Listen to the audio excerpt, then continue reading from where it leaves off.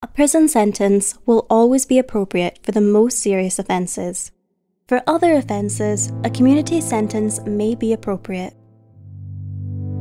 The Scottish Sentencing Council commissioned this video to hear what people with knowledge of the justice system had to say about the community sentences handed down in Scottish courts. The views expressed are not necessarily those of the Council.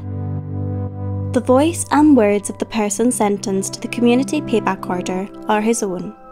However, the person shown in the video is an actor. When I received my community payback order, it was a kind of mixture of feelings. There was relief, and then there's also like the feeling of being given a chance to actually repent for your crimes.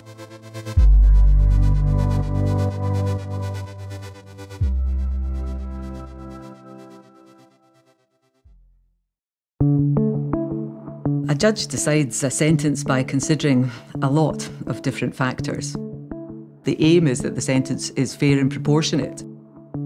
The first step always is to assess the seriousness of the offence by considering the culpability, the blameworthiness of the offender and the harm that was caused. That will involve considering the victim.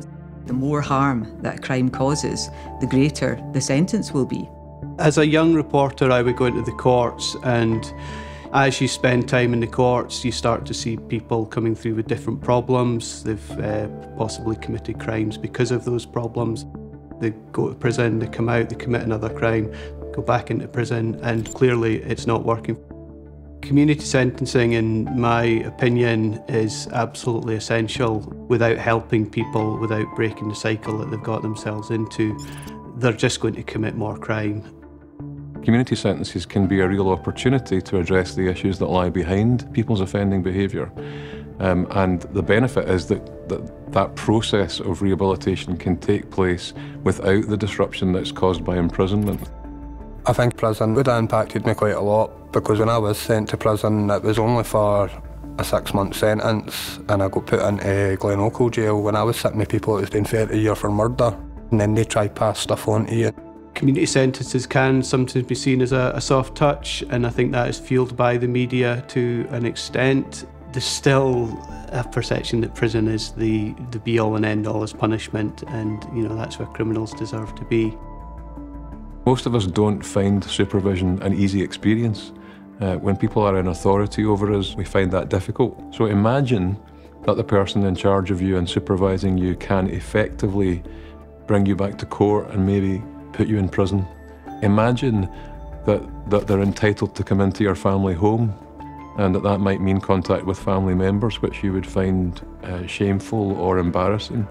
And perhaps most importantly, they leave you in a kind of limbo position where you are left wondering whether you're going to get to the end of this without breaching the order and finding yourself back in court and maybe in a worse situation. So really, until you get to the last day and know that you've completed every requirement, you're not free, you're not finished. That is not walking free from anything. That's walking out of court, but it's walking out of court into a difficult and challenging situation which is likely to endure for a considerable length of time. Community sentences can include unpaid work to benefit the community, supervision to address offending behaviour, an electronic tag or curfew, compensation to a victim, programmes for drug, alcohol or mental health issues. Maybe if I'd got to jail, I maybe wouldn't have tried to have changed it. It could have went either way. But maybe having that chance in the community payback that way. Some days it would be cutting elderly people's grass. It would maybe be helping out painting schools. I've been a victim of crime, both violent crime and property crime. And what I wanted was that the person who harmed me was brought to account, but also that it didn't happen to me again and it didn't happen to anyone else. And therefore, those individuals who commit crime need to change their behaviour, and that's what community sentences are designed to help them to do. There are a whole variety of programmes, and they address the individual's particular issues. They need to be properly resourced, of course. Most victims would support interventions that stop people from committing crimes. I think for those who don't require to be kept away from the public for safety reasons, community sentences provide a really useful option to focus on individuals and on why they've committed the offences and what is needed to make sure they don't offend again.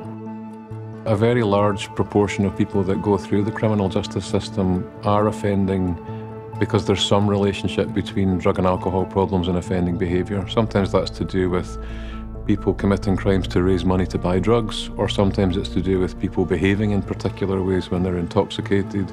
It's unlikely that those behaviours are going to be addressed unless the drug problem's addressed. And so a judge or sheriff might decide to impose a treatment condition so that the process of recovery from the substance use problem hopefully also helps move a person towards desistance from crime. The supervision put me in contact with addiction workers and stuff like that. It gave me a better outlook on stuff. In general, when we look at the reconviction rates for community sentences versus short prison sentences, in almost every study, in almost every country, there is a lower reconviction rate for community sentences than for short prison sentences. I think it was last chance saloon for me. I've got a couple of children, so it gave me the chance to pay back without having to go to prison. I think the impact that it had on me was knowing that I was able to help people. I've not got into any more trouble since.